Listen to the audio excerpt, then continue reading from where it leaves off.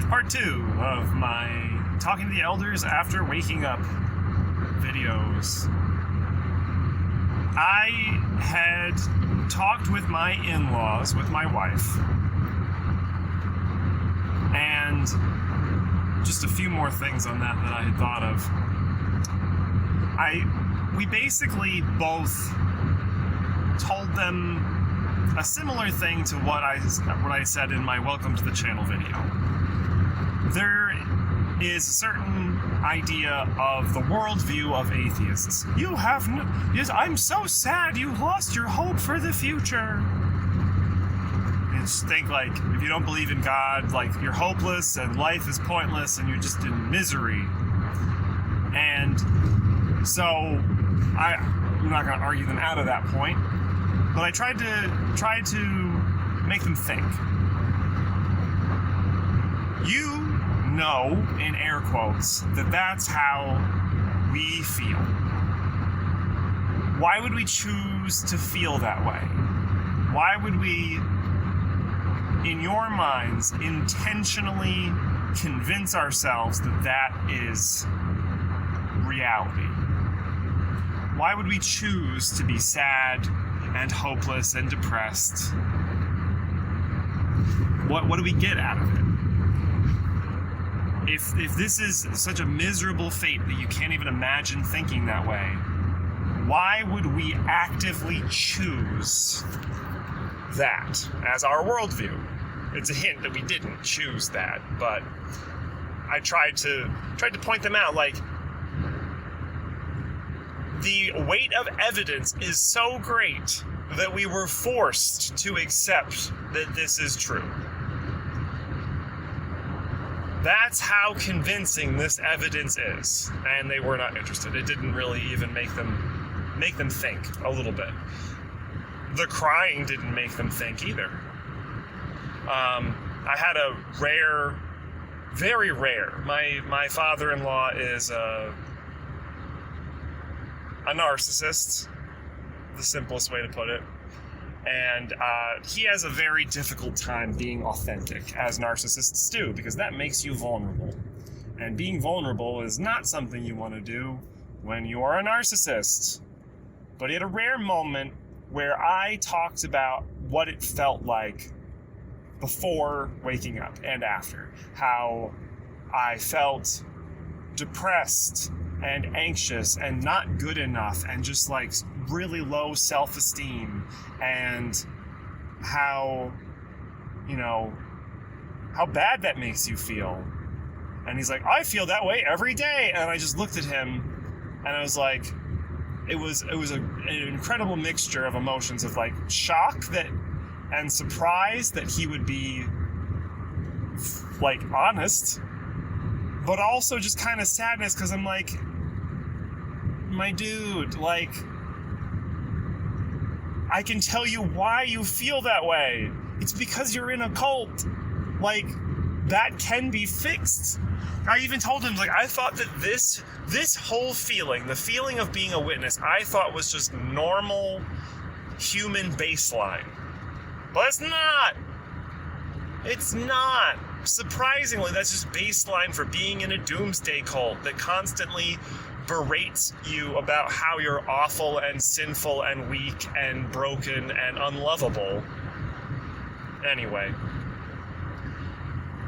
we explained 607 to them, and my father-in-law, I mentioned how he talked about Pascal's wager. Well, he didn't know what that meant, but basically he had come to Pascal's wager on his own, I suspect.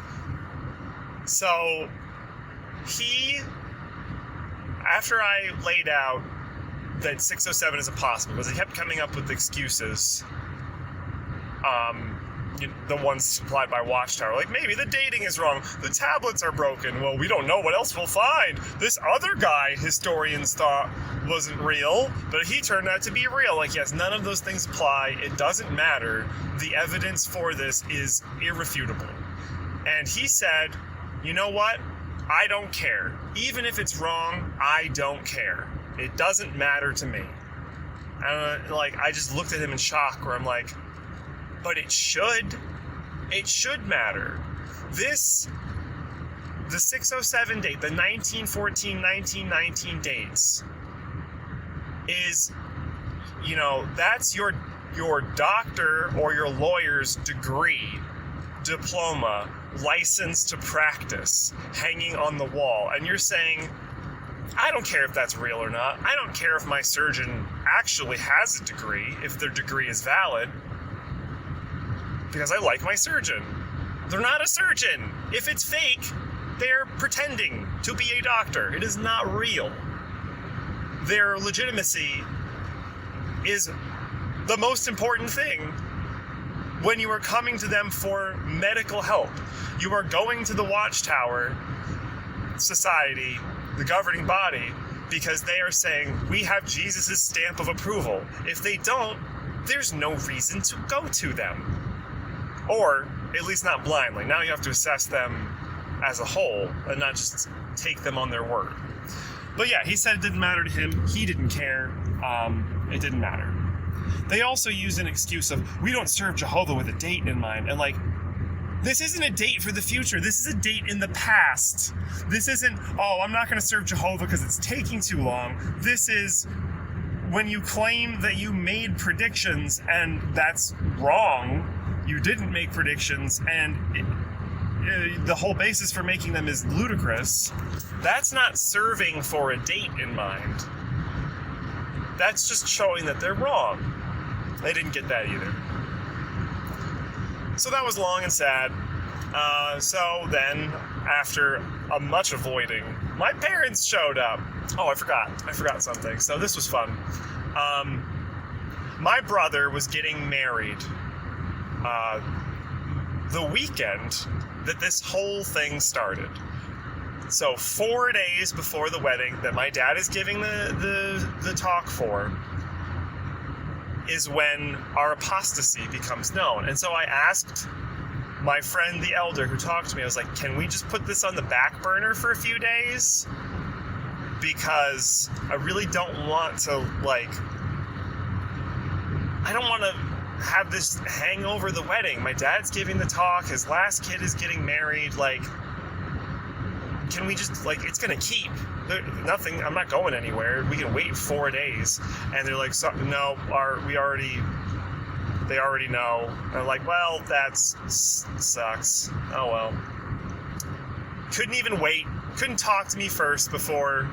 I'm not mad at him, just the elders in general. He couldn't wait, couldn't talk to us first, have to have a big freaking committee before you even talk to me about it and see if there's even anything to form a committee about.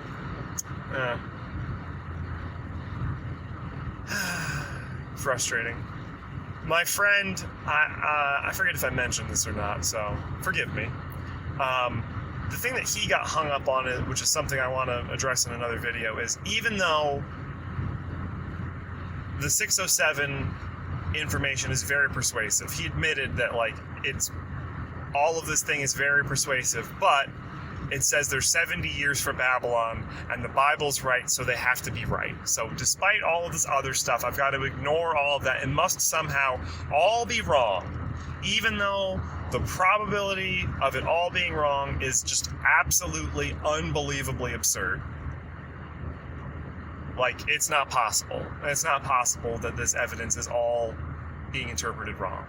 But it has to be, because the Bible's right. Although in this case, it's the Watchtower's interpretation of the Bible, in which he is not yet able to separate those two.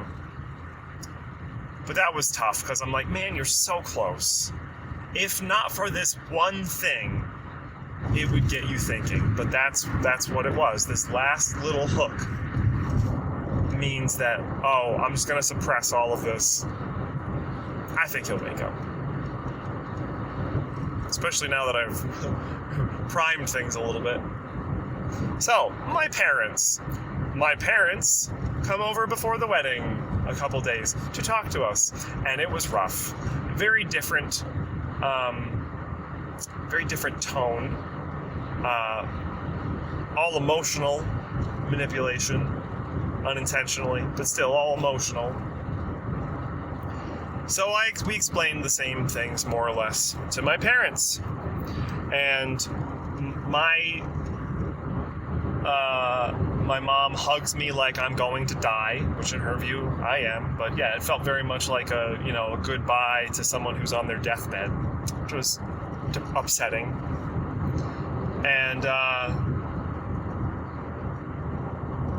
we explained 607 again. And I don't want to be mean to my dad, but like, sometimes he doesn't get things. So, like, some of this stuff wasn't clicking. Eventually, though, we get there. He comes up with the same excuses that my father-in-law had about, like, whoa, it's gotta be this because the tablets. No, that's not what the tablets say. So I explained to him how it is impossible. And he's like, all right, 607 might be wrong, but 1919 is definitely when Jesus picked the witnesses. I'm like, no, it's impossible though. If 607 is wrong, it cannot be 1919. It has to be 1939. We have to shift things by 20 years. It can't be 1919. It was like, yeah, well, even if it's impossible, it's still got to be 1919. Like, they can't get over the indoctrination. The 1919 thing just, like, apparently can be completely disconnected from any proof. It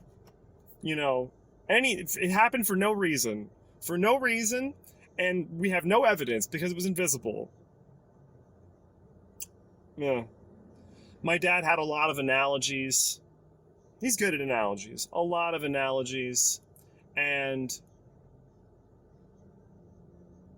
I realized through one where he's got this long analogy. The boat is sinking and the people in the world are rearranging the deck chairs as the Titanic is going down. And like, as he's talking, I'm like, all right, how do I refute this long analogy that he's coming up with? And then after he's done, I'm like, that's a good analogy, but analogies are not reality. Like, that's not proof. You have a very good analogy, but you have to prove that 607 is wrong. Or 587 is wrong. You have to prove 607 correct. You can't just have an excellent long analogy to explain why the witnesses are right, because that's not proof. That's one of the things that I think witnesses internalize. They don't understand critical thinking, and like, because this is how Watchtower teaches and how they say Jesus taught with analogies, that a good analogy, a seemingly airtight analogy, is proof that something is right, basically. If you could come up with a good metaphor, a good analogy, well, then it's true. That's not how things work. So my parents are crying, and that's fun. That made me feel very bad. My mom says to my wife, she was asking if, like, we're going to celebrate holidays, and we're like, well, my wife was like, well, I see there's no reason not to. She's like, but you can't celebrate Halloween. Halloween is satanic. And my wife says, we don't believe in Satan. And I thought that was just the funniest thing. Like, yeah, I don't believe in Satan. There's no reason to be afraid of something because it's satanic. It's just made up. So this all ended on a great note of them, sarcasm, of them leaving the house, and that my dad takes a couple of our wedding pictures that we had given them out of his pocket and leaves them on the table and says, we'll be okay. We'll get over it. We'll be okay. And they leave. And that was rough. He said later it was to remind us of the happy times that we had when we were married. I'm like, yeah, but that's still not proof. And I don't know that that's why you did that, because we have those exact same pictures. We made copies for you, so I don't know. I think they just didn't want to look at them, honestly. That was rough. So, I talked about this in another video. We agreed to submit to a shepherding call. I had fun with it. It was a waste of my time, but it was interesting and enlightening. I did it because I hoped that friends and family would see us participating in the process, and then the process not working, and somehow that would, we're not being the stereotypical angry apostates and refusing help, but it literally doesn't matter, because they're just like, oh, they were too far gone, they were too prideful to listen to the elders. So, we get our Zoom call, and the two elders show up, and they chit-chat for a little while. And as a reminder, this thing entirely started off with my wife, following someone on Instagram. There is nothing that I have said or done. I mean, I talked to my father-in-law and admitted we don't believe, but this whole thing was ostensibly because of my wife. They didn't talk to her at all. They didn't ask her any questions. The kids were crying, and so she was taking care of them while I talked to them, and also she didn't want to talk to the elders. And she was in the room for 5 minutes, and they were fine with that. They didn't talk. They didn't ask her anything, ask about her, ask to follow up. They were fine just talking to me because they're misogynistic. Because I, as the penis possessor in the family, my opinion is the only one that counts. So I pour myself a very large and very strong rum and coke, and I am quite tipsy for this shepherding call. I was like, I'm stressed. This is unpleasant. I'm gonna drink a little bit. So I've got a giant cup of giant cup full of rum and coke. I was very tipsy for both of these shepherding calls. Honestly, it was pretty fun. So, do you mind if we start with a prayer? Yeah, sure, knock yourself out. Please, Jehovah, allow us to humble ourselves before you and allow your Holy Spirit to guide us, blah, blah, blah, blah. So, they ask what our doubts are, and we talk about precisely two. We talk about the Australian Royal Commission, and we talk about two things before I continue that I just remembered. We talk about the Australian Royal Commission, and we talk about the fall of Jerusalem in 607. The two big important issues. So I mentioned the Royal Commission to my father-in-law. I mentioned the lack of coverage on the website. I said, and I mentioned also some of the things about 607, how there isn't evidence on the website and how it's dishonest because this stuff is being hidden from members. It's it's not hidden from members. They don't tell you not to look for things. They don't tell you not to search for stuff online. You can go, you found it, so they're not hiding it. You can go and find it. And you ding dong.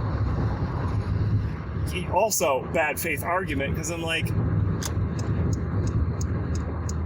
they tell you every meeting to not look up apostate stuff, to do only research on approved website, the Watchtower Library, to not look at other publications. You can't. If it's not on there, then yes, it is being hidden from members because they're told not to look anywhere else. Yes, it's being hidden. And no, the Watchtower doesn't have the ability to censor the internet, but by saying, don't look anywhere but over here, and we will conveniently not mention it, yes, it is being hidden from members. And I also, when I pointed out the Australia Royal Commission being in the news, he said, well, it's in the news, it's not being hidden from witnesses, they can see it. I'm like, so you don't feel uncomfortable clicking on these news stories because you're told that anyone that's involved in these is apostates. These are apostate lies. It's like, no, why would I be? I click on them. I read these articles. I'm like, you're a liar. You are a liar because and if you do, then you're a horrible hypocrite because you're constantly being told as a witness that anything, they've changed the tone now too. Like, it used to be like anything from these former members is apostate lies trying to damage your faith, and now it's anything negative. Don't look at it. Don't look at anything negative about the organization. And interestingly, it doesn't say untrue. It just says negative. Don't look at anything negative. So in theory, it could be negative and true, but don't look because it's negative. So he's saying how this is not, this isn't being hidden from members.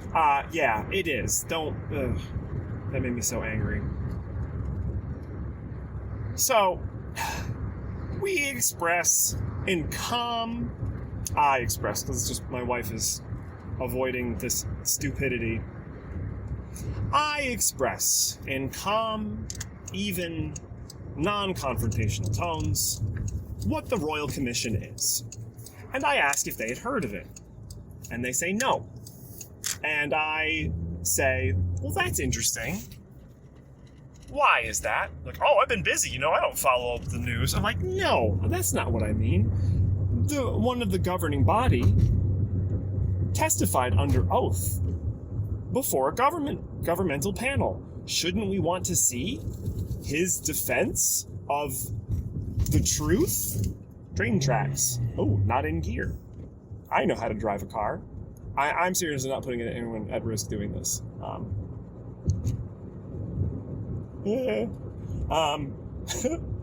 So he says that he doesn't know anything about it, and he's busy.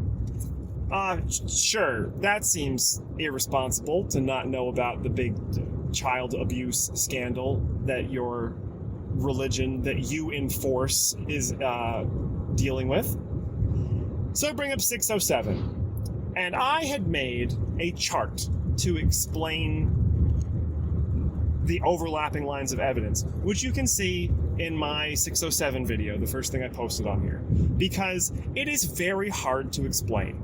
There's a lot of dates, there's a lot of spans of time, and it is hard to visualize how these things work. So I made a chart to make it easy. So I could just be like, look, everything under these two color banners is for certain this date, which means 607 is impossible.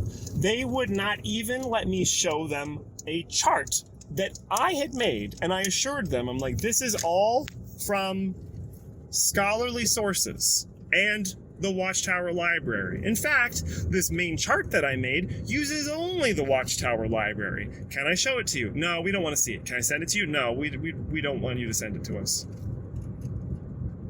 We don't even want to look at Watchtower Library stuff. So this is helpful. So I explained to them, and they're like, well, we'll have to do some research on that. And they had nothing to say. They had nothing useful to counter any of that, which is fine. In theory, they might be coming into something that they need to do a little extra research about. You didn't know about the Australian Royal Commission. You need to do some research. 607 is complicated. I know, because I had to make a chart to visualize it for myself. And it's a lot of evidence that they might not have heard before. I hadn't. So we'll give them the benefit of the doubt. Shepherding call number 2. They come back in between. So the end of the shepherding call, they say, let me tell you this article to look up. This 1984 Awake, do not be quickly shaken from your faith. I'm like, sure, okay, I'll read it. Whatever. Why not? Which I do. So a couple weeks go by, no other contact, and then they say like, hey, can we do another shepherding call? Sure. I pour myself another very large stiff drink, and I'm slightly more tipsy, because now I'm like, I don't have to worry about lowering my mental clarity, because last time wasn't a challenge, so here we go again. I tried to record both of these, and unfortunately they didn't come out. The second one, I only have video and no audio, and the first one, I only have a few chunks of it, so I might look through it and see if there's any fun quotes worth posting. So second shepherding call starts off with this. Hi, did you change your mind? Do you still feel the same way?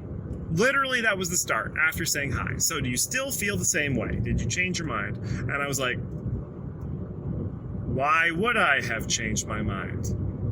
I mean, you didn't present any new evidence.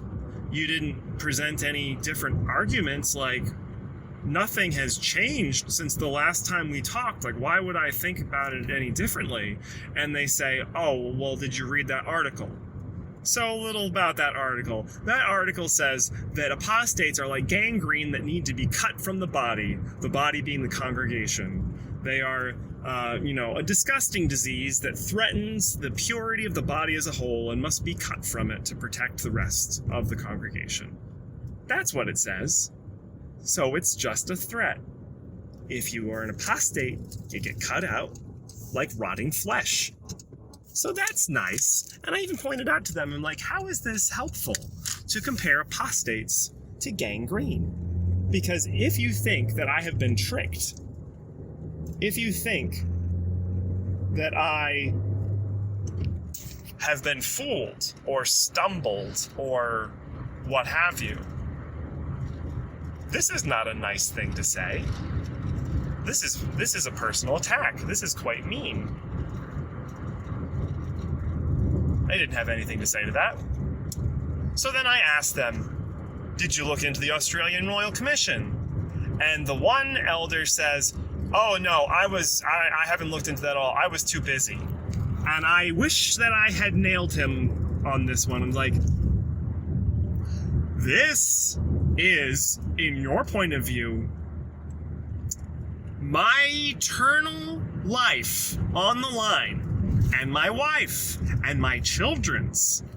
And your job as a shepherd on this shepherding call, remember the illustration where the shepherd went off to save the one stray sheep. And apparently you were too busy to do any research to try and save me from destruction. I wish that I had stuck that to him, but I was just so shocked that he would admit that.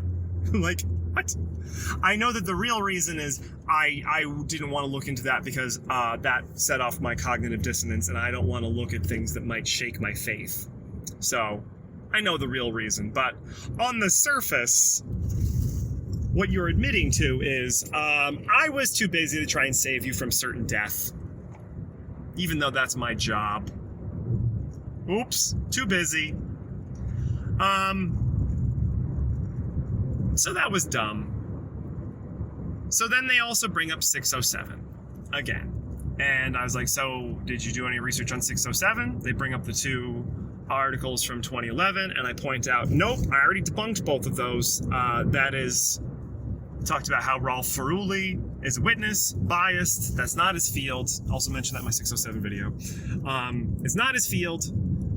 His work was debunked by experts, and he's an apostate now. He's been disfellowshipped. This is your one scholar you're quoting, is an apostate who was biased by being a witness, has since turned against the witnesses, and it's not his field. And people in the field said he didn't know what he was doing. That's the best you can do. That's not convincing. So the elder says, the dumbest thing that I've ever heard, and he says, you know, the organization is always changing things. Why don't you wait a few years and see if they change it to something that you agree with? And I just kind of stared at him. And I was like, did you just really say that? Because the implications of what you just said are mind-blowing. I can't believe that you just said that. So you're saying that truth doesn't matter, that facts don't matter, that I might be right now. I am correct, but I just have to wait around for them to agree with me, and you won't agree with me until you are given permission from the governing body. Once they tell you to believe it, you'll believe it, but until then, I'm wrong. Just wait around for truth to become something you agree with. That's great, sure, that's a fantastic reasoning to allow a religion to control vast majority of your choices in life. Cool, great. That's a smart thing to say. So, you might be unsurprised by this, but... Ooh, those brakes, I need to fix those. Still need to fix them. We'll continue in a second. So, now instead of loud car noises, you can get loud industrial motor noises and birdsong. So, second shepherding call. Again, quite tipsy. That was fun. So they are not able to address 607 in any meaningful way and tell me to just wait. Wait until truth becomes something that you can agree with. That's how facts and evidence works. It just changes willy-nilly and you just wait until you find the one that you like.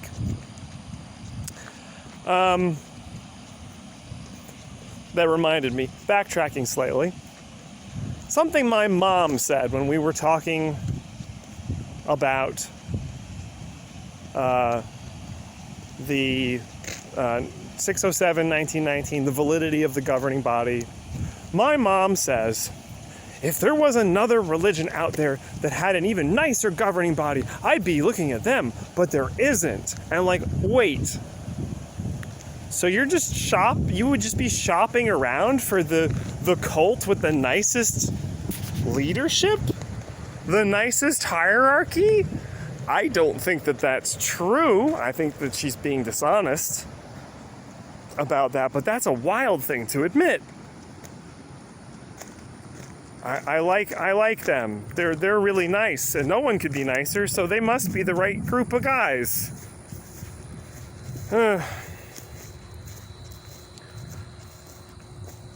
So we stray away from facts because the elders cannot debate facts. The discussion with my friend Solo was more of what I had anticipated, where he's actually, looking up articles and making counterpoints and trying to reason. That's not what happened on the shepherding call. Like I said, they gave no evidence, no arguments, no reasoning, and just said, did you change your mind because we threatened you with this old article that says that you're gangrene? So they don't really switch tracks because they've never been trying to debate me, but now they move purely to emotional appeals. And they say, so was there nothing that you enjoyed about being a witness? And I was like, what does that have to do with whether or not it's real? That's irrelevant. If it's not true, then that's the thing that's important, not whether or not I had fun with it. They're like, so there wasn't any valuable lessons that you were able to learn from being a witness? They're like, again, that is irrelevant. You can learn valuable lessons from any number of things, but that doesn't mean that it's true. That doesn't mean that it should be allowed to dictate your life and potentially ask you to kill yourself rather than accept medical treatments. Not a valid line of reasoning. Things that they did not seem to understand when I pointed out, like, it doesn't matter. That doesn't matter. Think of the fun times you had. Again, it's just emotional manipulation. It's a reminder of what are you going to lose? What do you have to lose by walking away from this? Can you suppress those doubts in order to not lose these things? Or can you, rationalize that there's some value to it and so you can continue to commit to it? So I read something. This was interesting to watch.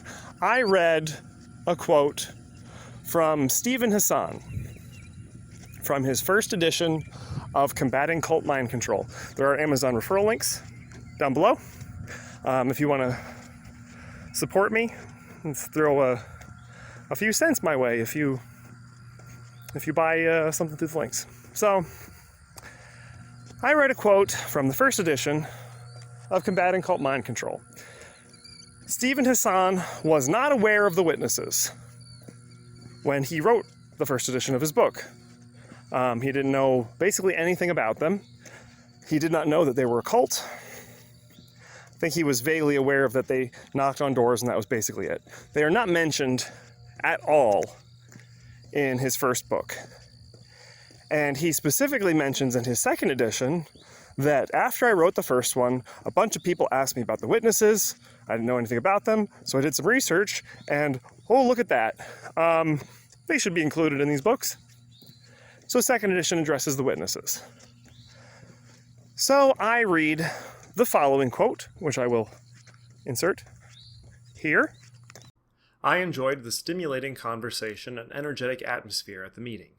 These people related to each other as easily as brothers and sisters and clearly felt they were part of one global family. They seemed very happy with their lives. After my depression of the previous month, I was invigorated by all that positive energy. I went home that night feeling lucky to have met such nice people. I was elated at the thought that my life's path was now on the only true track. The thought that God was actively working to bring about the Garden of Eden. No more war, no more poverty, no more ecological destruction, just love, truth, beauty, and goodness. We truly identified with the early Christians. The more people opposed us, the more committed we felt. It was as if we were God's army in the middle of a spiritual war, the only ones who could go to the front lines and fight Satan each day. We saw believers as people searching for God, or looking for spiritual meaning in their lives. It was always amazing to me to realize how many people in this category told us they had just been praying to God to show them what He wanted them to do with their lives. Many believed they were spiritually led to meet one of our members. I read that quote, and boy, doesn't that sound exactly like the Watchtower articles? Doesn't that sound like any number of experiences from a Watchtower article about someone finding the truth? The truth? It's uncanny. If you changed a few words, the vocabulary isn't 100%, but if you changed a few words, you would not know that that was not an experience from the Watchtower. But guess what? It's an experience of Stephen Hassan getting sucked into a cult, the Moonies, a crazy, crazy cult. So I read that, and the one elder is like, how can you know that he didn't know about the witnesses? Maybe he read some Watchtowers beforehand. Like, how do you know that he didn't see them? Like, well, he didn't. That's what he said. There's quotes from him later saying that he didn't know. It's like, but how do you know he's telling the truth? It was very apparent in that moment that one of the biggest proofs for him was the exact equivalent of what Stephen Hassan experienced. This proof that worked equally well for Stephen Hassan and the elder proved that they were both right, that they had found the truth. And the elder seeing that someone in a cult could say the exact same thing caused pretty strong cognitive dissonance, because he brought it up several more times. At least two to three more times. He was like, are you sure? How do you know? How do you know that he didn't read a Watchtower? Maybe someone gave him a Watchtower when he forgot that, or maybe he didn't remember that it was from the witnesses. It really rattled him. And rightfully so, because when your proof boils down to emotions, it makes me happy. All my friends and family are in it. I've committed a lot of time to it, and here are some of the nice things that have happened to me because of being in this religion. When that is your biggest, most persuasive proof to see that someone who is in a cult could experience the exact same things, that's a problem. It's not unique anymore. So it just kind of ended because there was nowhere to go. They're like, oh, well, you know. They once again refused to see any of my research. They refused to let me send them links to Watchtower Library articles. Didn't go anywhere because they don't want to see it. They don't care. They are not there to reason with you or to figure out how you got to your current thinking. They did. This was fun. I wish I had this recorded. So, something I was proud of, and my wife says, oh, that was good. That was good stuff. So the one elder says, you just went on these angry apostate websites looking for information that's critical, whatever. He accused me of simultaneously being tricked and also, you know, cherry picking and, you know, repeating apostate arguments. And I was like, don't you dare say that. Don't you say that, because you have no proof. You are making that up. You do not know. I have not once mentioned anything apostate then when we are talking. So for you to say that is a lie and slander, and I would like you to not say that again. And it's me editing. I wanted to add a little bit of something here. So yes, I had been going on apostate websites, the XJW subreddit, JW Facts, and so forth. The main reason I got upset about this is that I had only been quoting scholarly sources and Wikipedia and Watchtower Online Library. And I had been doing a lot of research. The books that I have linked in the description are just a small chunk of the amount of reading I did in the year after waking up. I done a lot of research. And so him dismissing the amount of work that I did was insulting to me. I asked him if the Smithsonian or Scientific America are apostates, if the Encyclopedia Britannica is apostate, and he said no.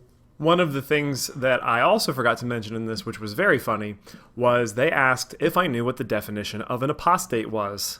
And I said, an apostate is someone who was a member of a religion or other group and then leaves that group, and maybe becomes a member of a different group.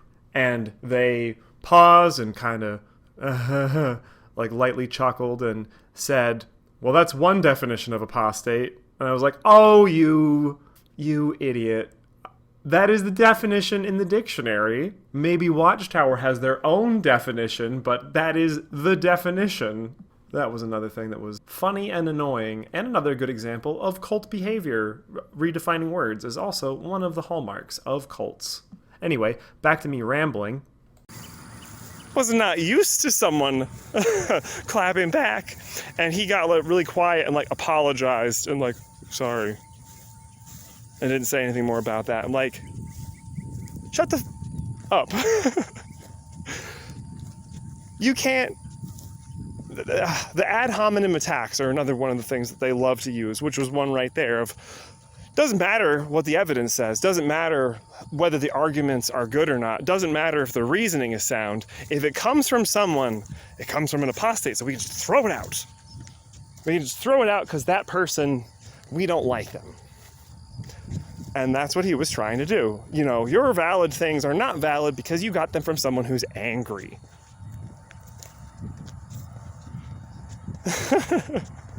It was very fun shutting him down. If you are in that position, I highly recommend doing it. It feels fantastic. Oh, it feels good. I'm not a confrontational person.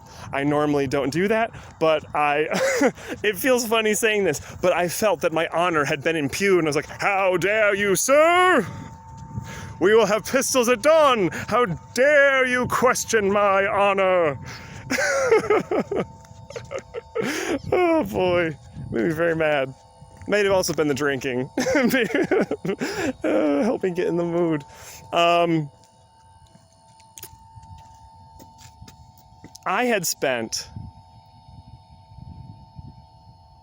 9 months anticipating my judicial committee because I had seen recordings of other people's judicial committees.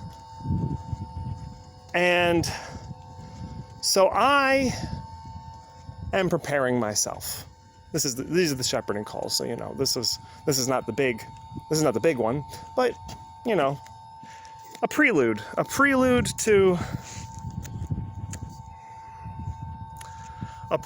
to the eventual judicial committee. And I had been reading, I read the Shepherd the Flock of God book, and I watched all of the testimony of the Australian Royal Commission. I watched, half a dozen secretly recorded judicial committees. I'm reading all of these articles because I'm preparing myself for what I think is going to be debate. What I think is going to be a battle of wits, I guess. I want to be able to shut them down. I want to be able to answer all of their canned responses. I want to anticipate the ways that they will try and direct the conversation. So I have been preparing myself for the epic battle. And these two shepherding calls were, to put it lightly, a letdown. Because there was no debate. There was no references. There was no counterpoint. They didn't, I should have led with this at the top, but first shepherding call, they mentioned one scripture. Paraphrased it. They didn't read it. The second one, they didn't refer to the Bible a single time. They didn't read a single scripture. When if you're supposed to be using the Bible, which is sharper than any two-edged sword, which should be able to easily dismantle, any opposition or arguments, they didn't open it once. And as an atheist at the time, and currently, I didn't care. But I found that absolutely fascinating, absolutely interesting. We're like, you didn't even see what you just did. I just want to point out to you guys that you are supposed to be holding the Bible in this high esteem. It is the ultimate book. It is the answer to the questions of life, of the meaning of life, suffering, the future, the past, the purpose of everything. And you didn't read one scripture from it. I feel like that says something, doesn't it? Again, that doesn't bother me. I just find it very, very interesting. But it was a letdown in that I didn't get my debate, and I realized that I'm not going to get a debate because they literally can't. They are incapable of debating because they are not equipped to defend their beliefs, and their beliefs are also indefensible. So even if they were able to argue, the evidence would not weigh out in their favor. So the best that they can do is appeals to emotion and, manipulation and emotional blackmail.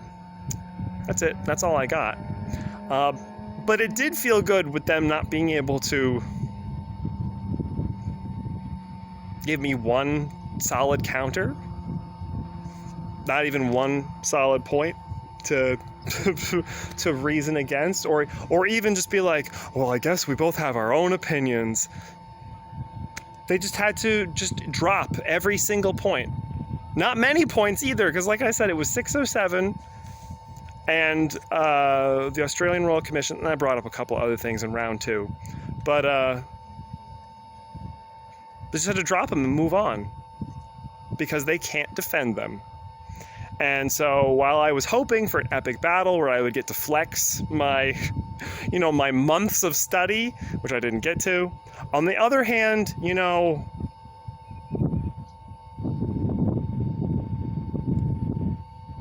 dunking on what felt like, like Shaq dunking on little kids, that had its own appeal. it was satisfying. I honestly felt a little bad for him. I was like, that was embarrassing. If I had been them, I would have been very embarrassed. Didn't bring up like a single good point. Didn't counter a single thing. Couldn't point out a single thing where I was wrong, or it's embarrassing. You're supposed to know this stuff. This is your job. They talk about as witnesses that your career isn't your secular job. It's being a witness. Your career is being an elder, and guess what? You're really bad at it. You didn't shepherd anything. You didn't do anything. You didn't save me from the little sheep fell off a cliff into the bushes in the rain and we're gonna go get him. Nope. What you said was, if you don't get yourself out of those bushes, you're gonna have to die. You're gonna die in there. So I was too busy to try and find you over the last week. So you changed your mind about being in that bush? No? All right then. Bye. So, we are not disfellowshipped or disassociated, as far as I know. My parents still occasionally interact with us. My in-laws still occasionally interact with my wife. So we're not being fully shunned, but we're being 99% shunned. But they haven't called back. They haven't followed up, and I can't imagine why. With a pride flag out in front of our house. I don't know, I got a beard, I paint my nails, my wife has tattoos.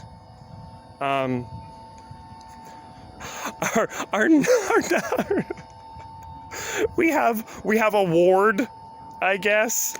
Our friend Moss lives with us, who is non-binary, gay, atheist. That's not a disfellowshipping offense. They've accused me of kidnapping them, I guess, tricking them. I don't know how that's not a disfellowshipping offense or something. They did call to ask about that, and that was fun. They asked for a follow-up, and I was like, no, for the shepherding call. And then like a week later, they're like, what time Saturday afternoon are you available to talk with us? And I was like, thought I said I didn't want to talk to you unless it was for a judicial committee. And they said, no, this is about another matter that has been reported to us. Just be a quick couple questions. It's obviously about Moss. And I was like, nope, don't contact me again unless it's for a judicial committee. And they're like, okay. I'm like, things that have been reported to us. I said this in the other video, but they're like, they think of themselves like they're special agents. We're the FBI. We're gonna put on our glasses and we're gonna talk into our little earpiece and we're gonna go and investigate these reports of apostasy. They think they're so cool. I'm like, nope, don't want to talk to you. That's the end of it. I'm like, no, you're not cool. You have no power. You're just two dudes, two feel mean to say, but not very bright dudes. So that's where we're at. That's been our elder experiences so far. If I remember anything I forgot, because they were long, I will add a little addendum at the end, or another video. But to reiterate, if you've gotten this far, don't talk to the elders. It will not help you. It will not help your believing friends and family treat you any differently. It will not affect how they think of you at all. It will not help you reason with them. It is a waste of your time. So unless you would regret not saying something to the elders, or, not as elders, but like, unless you would regret that you didn't try and wake them up, you're going to think, oh, years later, you're like, man, I really wish I'd said something to him. Maybe it would have helped him wake up. Yes, by all means, talk to them then. If you want to debate them for the sake of debating them, as I did, sure, that's a fine reason to do it.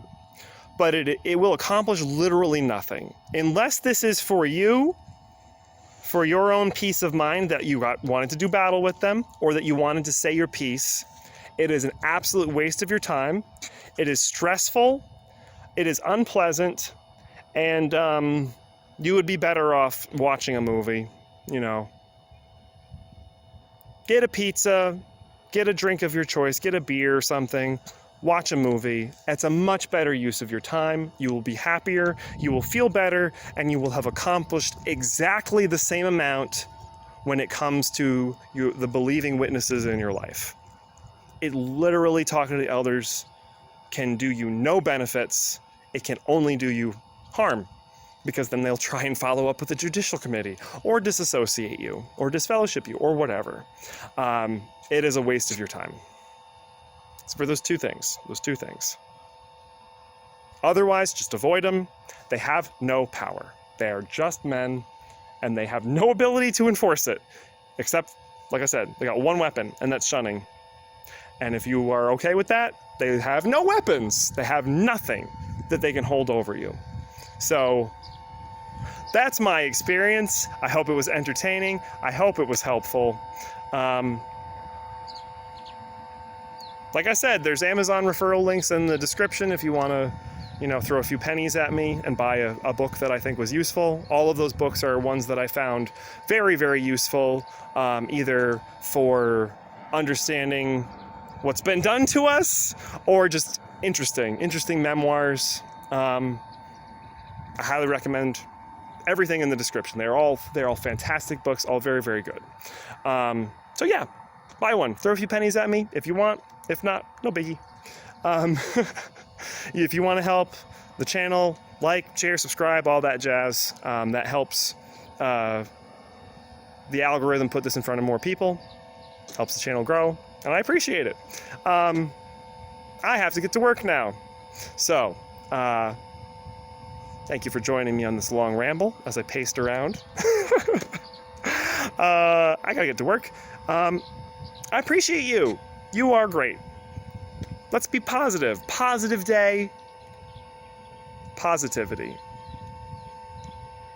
I think it's funny. I have not enjoyed this experience. It is very unpleasant. But on the silver lining of this is it has been a very interesting experience getting to have my own witch hunt, my own inquisition. It's not many people that get to have that. And I was like, it could have been more fun. There could have been robes and candles and like ceremonial daggers. It could have been a lot more, theatrical. But silver lining, got to have my own inquisition. That's interesting. Maybe I'll use that in a book or something. Maybe I'll write something. Could be useful. Anyway, I'm gonna go now, for real. And I hope that you are having a great day, and I'll see you next time.